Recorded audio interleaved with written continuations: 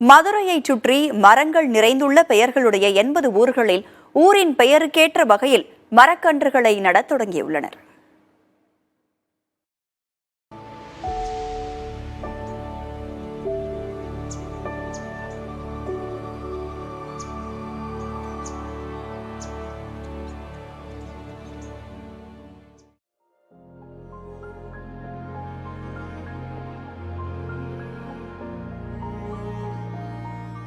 பல நூற்றாண்டு பாரம்பரியத்தை கட்டி காத்து அடுத்த தலைமுறைக்கு கடத்தி வரும் பண்பாடு மாநகர் மதுரை.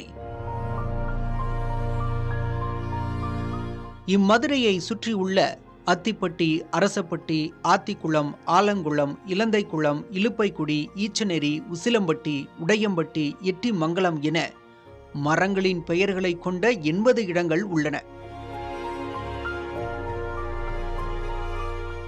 நம் மண்ணின் மரங்களை தாங்கி பெயர்கள் இருக்கின்றன.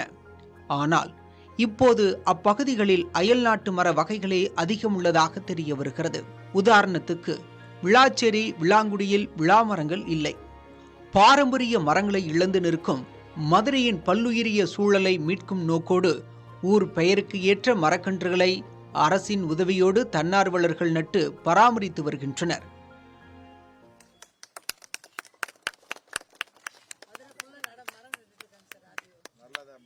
மதுரைக்கோட ஒரு சில முக்கியமான பேர்களை கடம்ப வனம் அப்படின்ற ஒரு மதுரைக்கு ஒரு பேர் இருக்கு. இப்போ அந்த கடம்ப வனம் அப்படின்னா இன்னைக்கு நம்ம மதுரையில் கடம்ப மரங்களே இல்லை.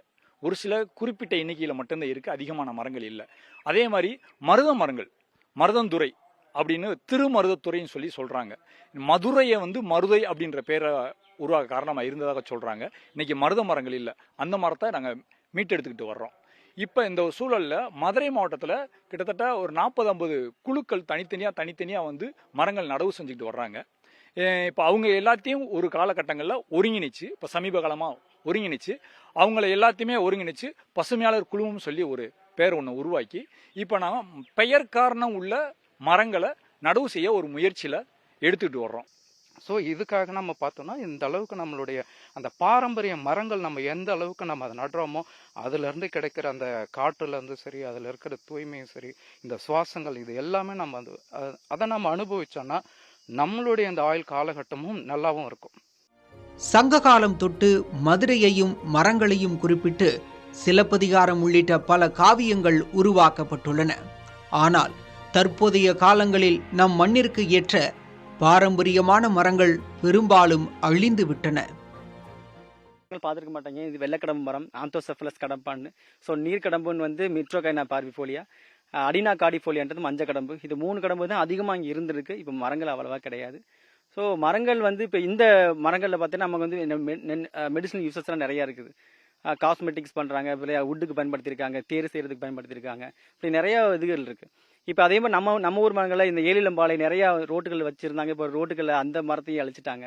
இப்போ ஏலிலம்பாலை, அப்போ இலுப்ப மரம், இப்போ வேம்பு, இந்த மாதிரி நிறையா மரங்களில் அழிஞ்சிக்கிட்டு வருது சார்.